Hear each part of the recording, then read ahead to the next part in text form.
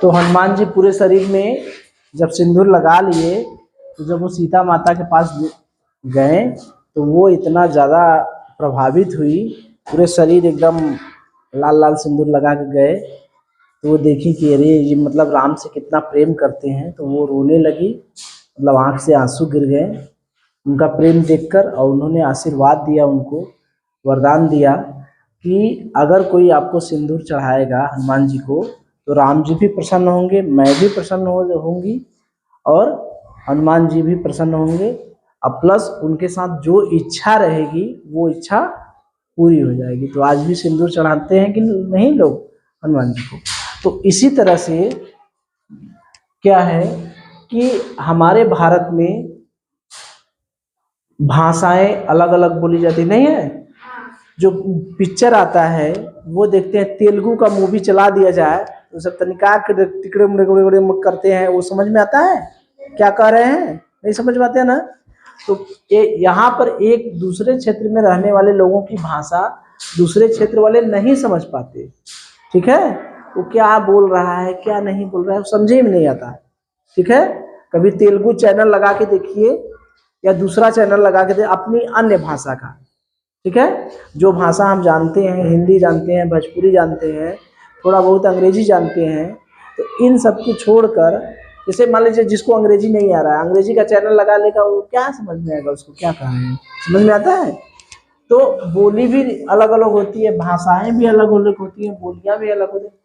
खाने का सामान, कहीं मछली और चावल खाते हैं, कहीं मछली को सुखाकर खाते हैं, ठीक है। हम लोगों को क्या है कि दाल चावल अच्छा लगता है ना। तो अलग अलग लोगों का खान पान भी अलग अलग है, ठीक है। पहनावा पहनने के लिए बताएं कि कहीं लुंगी पहनते हैं, कहीं साफा पहनते हैं, कहीं पगड़ी बांधते हैं ना।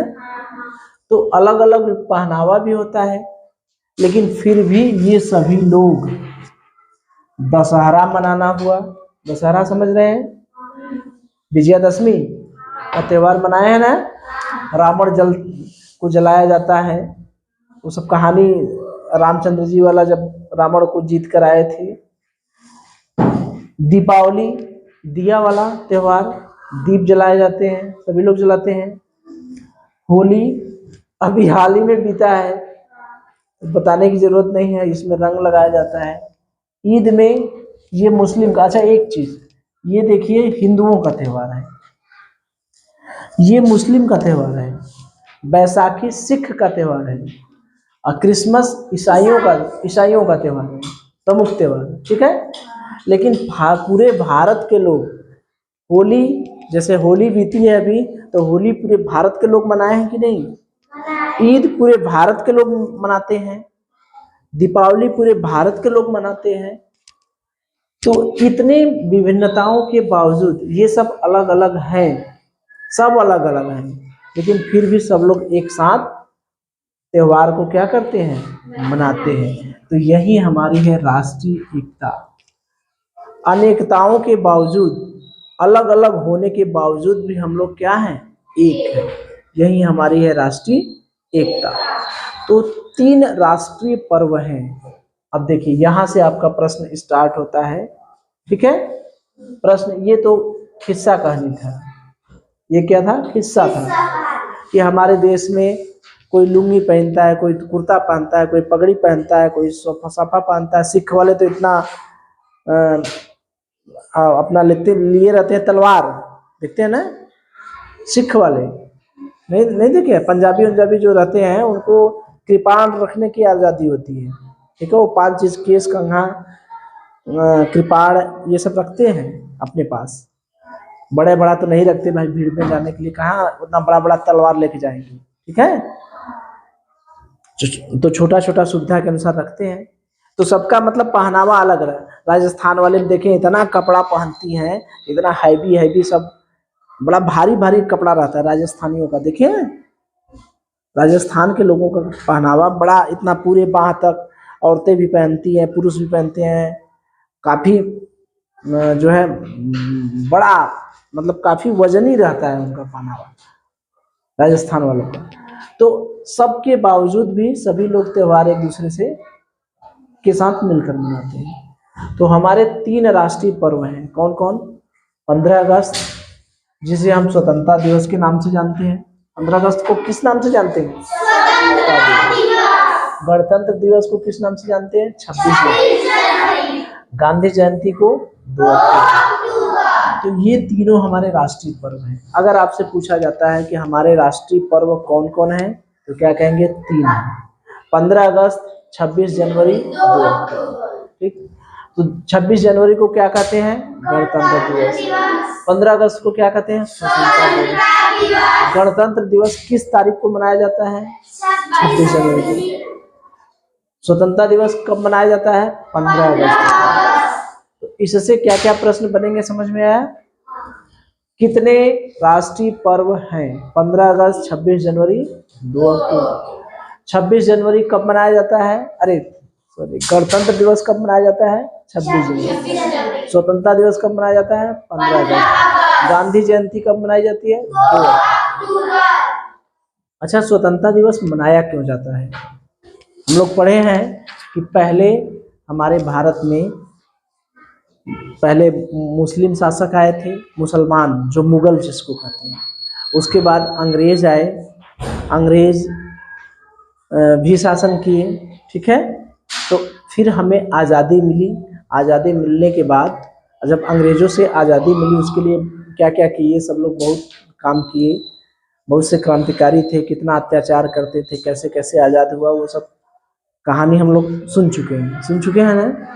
तो अंत में हमें आज़ादी किस दिन मिलती है? 15 अगस्त 1947। तो अगर आपसे पूछा जाता है कि हमारा देश कब आज़ाद हुआ या कब स्वतंत्र हुआ, तो क्या कहेंगे? 15 अगस्त 1947। हमारा देश कब आज़ाद हुआ? 15 अगस्त 1947, ठीक है। उसके बाद बहुत से कानून बने, संविधान बने, क्या क्या आज़ादी मिली हमें। पहले तो हम ऐसे पढ़ भी नहीं सकते थे। अगर ऐसे पढ़ते ना तो क्या करते पता है ना? अंग्रेज आके हमों को पीटते या आप लोग को भी पीटते, बल भर पीटते, पढ़ने भी नहीं देते। क्या वो ये मास्टर पढ़ा रहा है, ये पढ़ा के इन लोगों को तो होशियार बना दे रहा है यार। जब ये सब होशियार हो जाएंगे तो फिर लाठी लेके हमको मार भगाएंगे। तो इसलिए वो लोग पढ़ने भी नहीं देते थे। एक हम एग्जाम्पल बता रहे हैं, समझ रहे हैं ना? हाँ, आज़ादी से पहले, अब नहीं ना है, अब आराम से हम लोग पढ़ा रहे हैं ना, कोई कुछ बोलने वाला नहीं ना है। तो हमें आज़ादी कब मिली थी? 15 अगस्त 1947। गणतंत्र दिवस कब मनाया जाता है? 26 जनवरी को। तो क्यों मनाया जाता है 26 जनवरी को? क्योंकि इसी 26 जनवरी 1950 को हमारा संविधान क्या हुआ? लागू हुआ। संविधान मतलब पढ़ रहे हैं हम लोग ना, कि नियम कानून का संग्रह। जैसे हम लोगों को विद्यालय चलाने के लिए नियम चाहिए ना, उसी नियम कानून की जो किताब है उसे क्या कहते हैं? संविधान। उसमें हर चीज के लिए अलग अलग कानून है, ठीक है। तो वो जो संविधान लागू हुआ था, कब लागू हुआ था? 26 जनवरी 1950, ठीक है। तो राष्ट्रीय पर्व पे होता क्या है? जैसे 15 अगस्त, 26 जनवरी या 2 अक्टूबर मनाते हैं, तो हम लोग क्या करते हैं? हम लोग अपने विद्यालय की बात करें तो विद्यालय में हम लोग क्या करते हैं? झंडा फहराते हैं, ठीक है, झंडा फहराते हैं। उसके बाद सांस्कृतिक प्रोग्राम होता है ना।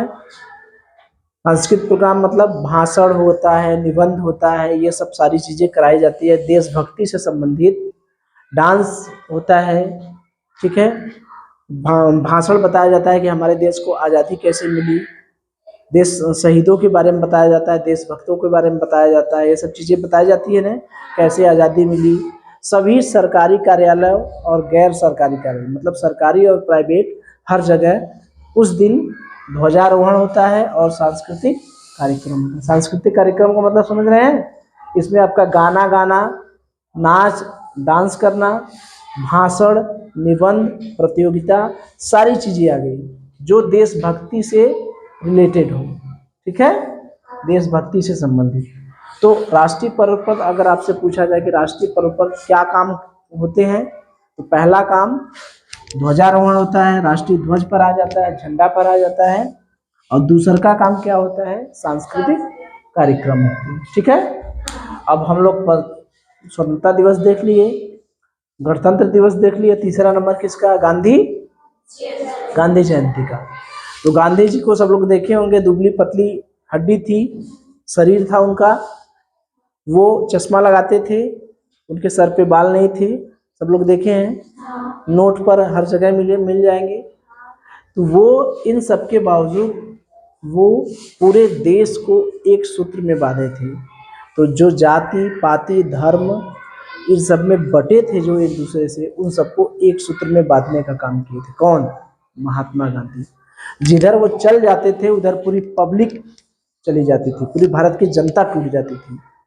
स्थिति यहाँ तक थी कि अगर महात्मा गांधी कहीं आ जाते थे तो अपने दादा वादा से पूछेंगे, दादा अगर होंगे तो उनसे पूछेंगे तो बताएंगे कि महात्मा गांधी जी को देखने के लिए लोग कई मील पैदल चले जाते थे, कि देखने के लिए। खाली बात समझ में आ रही है। जैसे मान लीजिए हमें पता चला कि इलाहाबाद में महात्मा गांधी जी आ रहे हैं, ठीक है, तो यहाँ से लोग इलाहाबाद पैदल चले गए। 5 दिन लगेगा, 10 दिन लगेगा, 10 दिन पहले से निकल गए कि चले बापू जी के देखे। आज समझ में आ रही है। तो इतना उनका महत्व था, इतना लोग मानते थे उनको। तो उनका जन्म, उनका नाम क्या था, पूरा नाम क्या था? अगर आपसे पूछा जाता है गांधी जी का पूरा नाम बताइए तो क्या कहेंगे? मोहनदास करमचंद गांधी। गांधी जी का पूरा नाम था मोहनदास करमचंद गांधी। उनका जन्म कब हुआ था? 2 अक्टूबर 1869 ईस्वी में। अगर आपसे पूछा जाता है गांधी जी का जन्म कब हुआ है तो 2 अक्टूबर 1869। कहाँ हुआ था? गुजरात में। ये गुजरात देख रहे हैं ना, ये गुजरात है ना, तो ये गुजरात में पोरबंदर नामक स्थान पे हुआ था। गुजरात में तो हुआ था, गुजरात तो बहुत बड़ा एरिया है, तो कौन सा स्थान था? पोरबंदर। ठीक है, तो गुजरात में पोरबंदर नामक स्थान पर हुआ था। इनके अन्य नाम क्या है? इनको बापू भी कुछ लोग कहते हैं, ठीक है, राष्ट्रपिता भी लोग कहते हैं, कुछ लोग महात्मा भी कहते हैं। तो गांधी जी के अन्य नाम क्या क्या हैं? बापू, राष्ट्रपिता और महात्मा। अगर आपसे पूछा जाता महात्मा किनका नाम है? बापू जी का। राष्ट्रपिता किसे कहते हैं? महात्मा गांधी को। बापू किसे कहते हैं? महात्मा गांधी। इनका जन्म कहाँ हुआ? गुजरात में। किस स्थान पर हुआ गुजरात में? कब हुआ? 2 अक्टूबर 1869। पूरा नाम क्या है? मोहनदास करमचंद गांधी। प्रश्न पूछा जाए? चलिए, तो तैयार हैं आप लोग? तो मुझे ये बताइए कि क्या पूरे भारत में सभी लोग एक ही भाषा बोलते हैं? नहीं। खान पान सबका एक जैसा है? नहीं। सब लोग एक जैसे कपड़े पहनते हैं? नहीं। अलग अलग राज्यों का पहनावा, बोली, भाषा अलग अलग है।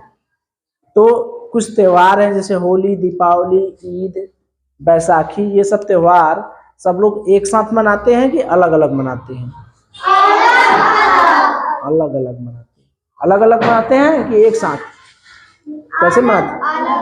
एक साथ मनाते हैं। सभी लोग अलग अलग नहीं मनाते, सब लोग एक साथ मनाते हैं।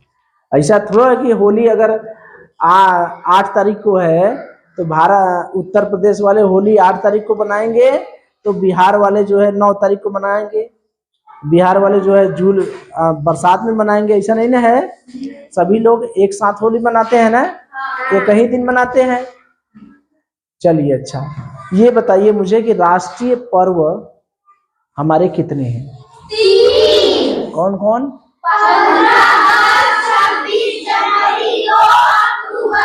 15 अगस्त, 26 जनवरी, 2 अक्टूबर। अच्छा, इन तीनों पर्वों में एक पर्व है स्वतंत्रता दिवस, वो किस दिन मनाया जाता है? 15 अगस्त। गणतंत्र दिवस किस दिन मनाया जाता है? 26 जनवरी। गांधी जयंती किस दिन मनाया जाता है? 2 अक्टूबर। अच्छा मुझे बताइए, कि जो स्वतंत्रता दिवस है या हमारे देश को आजादी कब मिली थी? 15 अगस्त 1947। बहुत अच्छे। अच्छा, हमारा संविधान कब लागू हुआ था? 26 जनवरी 1950। अच्छा, जब ये हम राष्ट्रीय पर्व मनाते हैं, मान लीजिए जैसे हम स्कूल में ही मनाते हैं, ठीक, तो अपने स्कूल में कुछ काम करते हैं उस दिन, पर्व वाले दिन क्या काम करते हैं बताइए?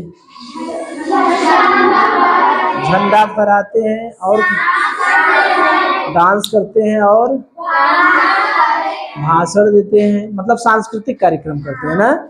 सांस्कृतिक कार्यक्रम में चाहे डांस करिए, भाषण दीजिए या कुछ भी बात करिए देशभक्ति से संबंधित, ठीक। अच्छा, गांधी जी का पूरा नाम बता सकते हैं? बताइए। मोहनदास करमचंद गांधी। बहुत बढ़िया। अच्छा, इनका जन्म कब हुआ था? 1869 ईस्वी में। बहुत अच्छी। किस राज्य में हुआ था? गुजरात में किस स्थान पर हुआ था? पोरबंदर। बहुत अच्छे। अच्छा, गांधी जी के कुछ अन्य नाम भी हैं? क्या नाम है बताइए? बापू राष्ट्रपिता महात्मा। बहुत अच्छे, बैठ गए। चलिए देखिए, अब हम लोग पढ़ेंगे राष्ट्रीय प्रतीक के बारे में। हमारे जो राष्ट्रीय प्रतीक है, ठीक है, जो हमारे राष्ट्रीय चिन्ह है, जिनसे हमारी राष्ट्र की पहचान होती है, ठीक है। जैसे जब हम लोग विदेश में जाते हैं, जैसे खेल उल होता है, तो देखते हैं जब इंडिया वाले क्रिकेट खेलने कहीं जाते हैं तो वो अपना क्या फहराते हैं? झंडा फहराते हैं ना। तो ये हमारी पहचान है कि नहीं? अपना टी शर्ट पे झंडे का चिन्ह, झंडा लगाए रहते हैं। इससे क्या होता है कि हम भारत के लोग हैं। सब अलग अलग देशों का झंडा अलग अलग रहता है, वो अपनी पहचान होती है। तो यही है कि जो हमारे राष्ट्रीय चिन्ह है वो हमारी पहचान है। तो उसी राष्ट्रीय चिन्ह को हम क्या कहते हैं? राष्ट्रीय प्रतीक। तो इन राष्ट्रीय प्रतीकों में सबसे पहला आता है राष्ट्रीय ध्वज। राष्ट्र ध्वज, इसे हम लोग तिरंगा भी कहते हैं। जो अपना राष्ट्र ध्वज है, ठीक है, उसे हम लोग तिरंगा भी कहते हैं। तिरंगा मतलब 3 रंग। इसमें कितने रंग होते हैं? राष्ट्र ध्वज का नाम क्या है? तिरंगा भी है। राष्ट्र ध्वज को हम लोग क्या कहते हैं? तिरंगा। इसमें कितने रंग होते हैं? 3 रंग। देखिए, सबसे ऊपर कौन सा रंग है? झंडा तो सब लोग देखे हैं। सबसे ऊपर कौन सा रंग होता है? केसरिया। बीच में कौन सा रंग होता है? सफेद। और सबसे नीचे कौन सा रंग होता है?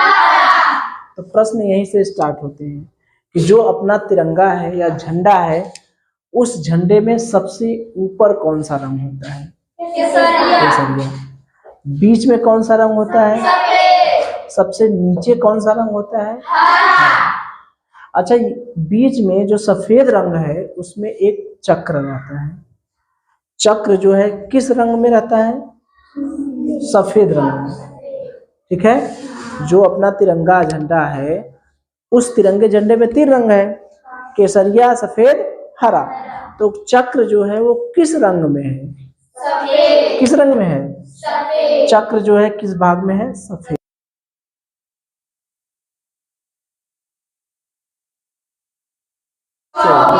याद किए रहेगा चक्र में कितनी तिलियां होती हैं? 24। तो कितने प्रश्न बने? पहली बात, सबसे झंडे में सबसे ऊपर कौन सा रंग है? केसरिया। केसरिया, सफेद, हरा, ये रहेगा। केसरिया, सफेद, हरा। और जो चक्र होता है वो किस रंग में होता है? सफेद रंग। बीच में कौन सा रंग होता है? सफेद। सबसे नीचे कौन सा रंग होता है? हरा। सबसे ऊपर कौन सा रंग होता है? केसरिया। इतनी बात क्लियर है? चलिए, तो ये जो रंग बनाए गए हैं, उन रंगों का कुछ न कुछ मतलब होता है। जैसे एक पिक्चर आई थी केसरी मूवी, देखे हैं ना? केसरी मूवी जो सब लोग गाना गाते हैं, वो देश मेरे नहीं, ये तेरी मिट्टी में मिल जावा। कौन सा गाना है? तेरी मिट्टी में मिल जावा, बस इतनी सी है आरजू, है ना। तो जो केसरी मूवी है, तो केसरी माने वही बलिदान वाला, उसमें देखिए दिखाया गया है ना कि जो सिख लोग कैसे लड़ते हैं, ठीक है, अंग्रेजों से बहुत कम सिख रहते हैं, वो लोग किस तरह से मुकाबला करते हैं, वही सब दिखाया गया है। तो केसरिया जो रंग होता है वो किसका प्रतीक है? बलिदान। ठीक। सफेद रंग किसका है? शांति का। देखते हैं ना, सफेद रंग जब कोई एक्सपायर कर जाते हैं, किसी की डेथ हो जाती है, तो लोग सफेद सफेद कपड़ा पहन के जाते हैं कि शांति के लिए, ठीक है। सफेद कबूतर भी शांति का प्रतीक माना जाता है ना, सफेद। तो सफेद कैसा प्रतीक है? शांति का। ये जो हरा रंग है, ये जो अपने धरती की हरियाली है, जो खेत है, हरियाली खेत नहीं है, उसी का प्रतीक है। तो तीनों का अलग अलग मतलब है। केसरिया का मतलब बलिदान, सफेद का मतलब शांति, और हरा का मतलब धरती की हरियाली।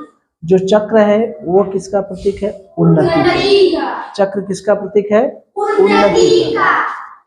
तो तीनों रंगों का मतलब है, केसरिया मतलब बलिदान, सफेद मतलब शांति, हरा मतलब और जो चक्र है वो किसका प्रतीक है? उन्नति का। ठीक है। तो इन सबसे प्रश्न बनेंगे कि केसर बलिदान किस रंग का प्रतीक है, या कौन सा रंग बलिदान का प्रतीक है?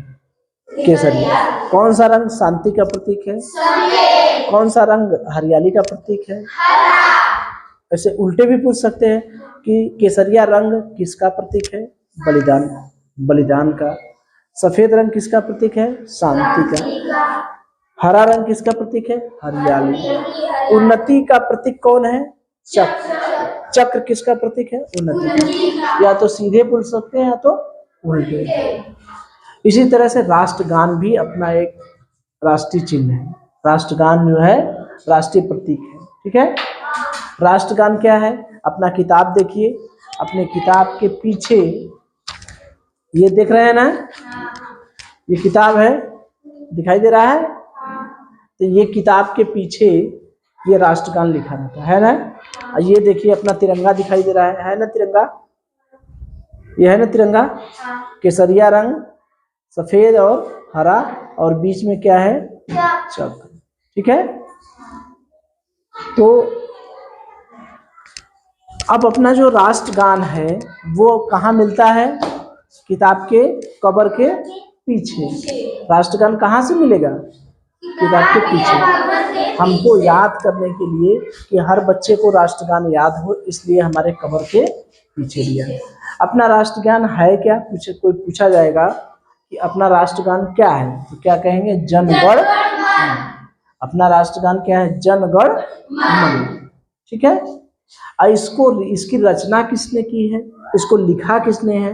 राष्ट्रगान को किसी ने लिखा होगा ना, तो किसने लिखा है? रविन्द्रनाथ टैगोर। रविन्द्रनाथ टैगोर। अच्छा, जब राष्ट्रगान गाते हैं तो उसका एक निर्धारित समय रहता है। ये नहीं कि सुबह से लेकर राष्ट्रगान गाना चालू करिए, संध्या तक गाते रहिए, ठीक है। और ये भी नहीं कि हरदम राष्ट्रगान गाते रहिए, उसका एक सम्मान है, ठीक है। कि जब झंडा फहराया जाता है, झंडा फहराने के बाद सावधान मुद्रा में खड़े होकर राष्ट्रगान गाया जाता है, ठीक है। तो राष्ट्रगान कितने समय में गाया जाता है? 52 सेकंड। कब गाया जाता है? झंडा फहराने के बाद, ठीक है। जब हमारे राष्ट्रीय पर्व मनाए जाते हैं तो देखते हैं ना, झंडा फहराया जाता है, झंडा ज्यों ही फहरा राष्ट्रगान चालू होता है ना। तो राष्ट्रगान हम लोग कब गाते हैं? ध्वजारोहण के बाद। कितने समय में गाया जाता है? 52 सेकंड। किसने लिखा है? रविन्द्रनाथ टैगोर। कहाँ मिलता है? किताब के कवर के पीछे। और देख ले, राष्ट्रीय गीत क्या है अपना? वंदे मातरम। राष्ट्रीय गीत क्या है? वंदे मातरम। किसने लिखा है? किसने रचना की है उसकी? बंकिम चंद्र चटर्जी। राष्ट्रगान रविन्द्रनाथ टैगोर, और राष्ट्रगीत याद रखिएगा, राष्ट्रगीत अलग है। राष्ट्रगीत है वंदे मातरम ना। तो इसकी रचना किसने की है? बंकिम चंद्र चटर्जी। और कुछ देख लीजिए, राष्ट्रीय पशु क्या है अपना? बाघ। राष्ट्रीय पशु क्या है? बाघ। ये सब चित्र देखे हैं? चलिए आपको चित्र दिखा दें। देखिए, ये रविंद्रनाथ टैगोर जी का चित्र है। ये किनका चित्र है? रविंद्रनाथ टैगोर। ये देखिए बंकिम चंद्र चटर्जी जी का। ये किनका चित्र है? बंकिम चंद्र चटर्जी का। ये देखिए बाघ तो सब लोग देखे होंगे, ठीक है। और ये कमल भी देखे होंगे, राष्ट्रीय पुष्प है। मोर भी देखे होंगे, देखे हैं ना? ये मोर हो गया। और एक होता है अशोक स्तंभ। ये देखिए अशोक स्तंभ, शेर है ना? शेर के कितने मुंह हैं? 3, ठीक है। इसके नीचे भी देखिए कुछ लिखा है, सत्यमेव जयते लिखा रहता है, ठीक है। सत्यमेव जयते दिखाई दे रहा है, देखिए शेर के मुंह है, सत्यमेव जयते लिखा है। तो ये जो है, जो अपना राष्ट्रीय पशु है क्या है? बाघ। राष्ट्रीय पुष्प क्या है? कमल। राष्ट्रीय पक्षी क्या है? मोर। ये सब आप लोगों को याद भी होगा ना। राष्ट्रीय चिन्ह याद रखें। राष्ट्रीय चिन्ह जो है अपना क्या है? अशोक स्तंभ। अशोक स्तंभ क्या होता है? चित्र देखे ना, 3 शेर को कितने मुंह थे? 3 ठो मुंह था। और उसके नीचे क्या लिखा था? सत्यमेव जयते, यानी सत्य की सदा विजय होती है। अगर आपसे पूछा जाता है जो अशोक स्तंभ है उसके नीचे क्या लिखा रहता है, तो क्या कहेंगे? सत्यमेव जयते, ठीक है। अगर पूछा जाता है राष्ट्रीय पशु क्या है, तो क्या बताएंगे? राष्ट्रीय पुष्प क्या है? कमल। राष्ट्रीय पक्षी क्या है? राज चिन्ह क्या है? अशोक स्तंभ के नीचे क्या लिखा रहता है? ठीक है। अब इसको एक बार हम लोग रिवाइज कर लें। देखिए, ये जो तिरंगा झंडा है अपना, उस तिरंगे झंडे में 3 रंग हैं। कौन कौन? केसरिया, सफेद, हरा, ठीक है। सबसे ऊपर कौन? केसरिया। बीच में कौन? सफेद। सबसे नीचे कौन? हरा। सफेद रंग में एक चक्र बना होता है, उस चक्र में 24 तीलियां होती हैं। अब देखिए, केसरिया रंग बलिदान का प्रतीक, सफेद रंग शांति का प्रतीक, हरा रंग हरियाली का, और ये चक्र जो है उन्नति का प्रतीक। अपना राष्ट्रगान क्या है? जनगण मन। कहाँ मिलता है? कवर के पीछे, प्रत्येक किताब में कवर के पीछे। किसने लिखा है? रविंद्रनाथ टैगोर जी। कितने सेकंड में गाया जाता है? 52 सेकंड। कब गाया जाता है? झंडा फहराने के बाद। राष्ट्रीय गीत किसने लिखा है? राष्ट्रीय गीत क्या है? वंदे मातरम। किसने लिखा है? बंकिम चंद्र चटर्जी। राष्ट्रीय पशु बाघ। राष्ट्रीय पुष्प कमल। राष्ट्रीय पक्षी मोर। राष्ट्रीय चिन्ह अशोक स्तंभ के नीचे क्या लिखा रहता है? प्रश्न पूछा जाए? चलिए, तो आप लोग तैयार हैं? तो ये जो अपना राष्ट्र ध्वज है उसका एक अन्य नाम भी है। उसे क्या नाम है? तिरंगा। Very good. अच्छा, मुझे बता दीजिए तिरंगे में कितने रंग होते हैं? 3 रंग। सबसे ऊपर कौन सा रंग होता है? बीच में? सबसे नीचे? अच्छा, एक चक्र भी होता है तिरंगे में। उस चक्र जो है किस रंग में होता है? सफेद रंग में। Very good. अच्छा, उस चक्र में तीली कितनी होती है? 24। बहुत अच्छे। अच्छा, मुझे ये बता दीजिए, सभी रंगों का कुछ न कुछ मतलब होता है। केसरिया रंग का क्या मतलब होता है? सफेद का? शांति। हरा का? धरती की हरियाली। और चक्र का? उन्नति का। बहुत अच्छे। तो ये बताइए, अपना राष्ट्रगान जानते हैं? हाँ। तो राष्ट्रगान अपना है क्या? जनगण मन। जनगण मन। आपके पास किताब है, उस किताब में जनगण मन कहीं लिखा है? हाँ। कहाँ लिखा है? पुस्तक के कवर के पीछे। बहुत अच्छे। राष्ट्रगान कितने समय में गाया जाता है? 52 सेकेंड। बहुत बढ़िया। अच्छा मुझे ये बता दीजिए कि राष्ट्रगान हम लोग कब गाते हैं? अगर मान लीजिए राष्ट्रीय पर्व है, राष्ट्रीय पर्व में हमको राष्ट्रगान गाना है तो कब गाएंगे? झंडारोहण के बाद। बहुत अच्छे। अच्छा अपना राष्ट्रीय गीत क्या है बता दीजिए? और राष्ट्रीय गीत लिखा किसने है? बंकिम चंद्र। Very good. राष्ट्रीय पशु बताइए? राष्ट्रीय पुष्प? राष्ट्रीय पक्षी? राष्ट्रीय चिन्ह? अच्छा अशोक स्तंभ के नीचे कुछ लिखा रहता है? सत्यमेव। बहुत अच्छे, वेरी गुड।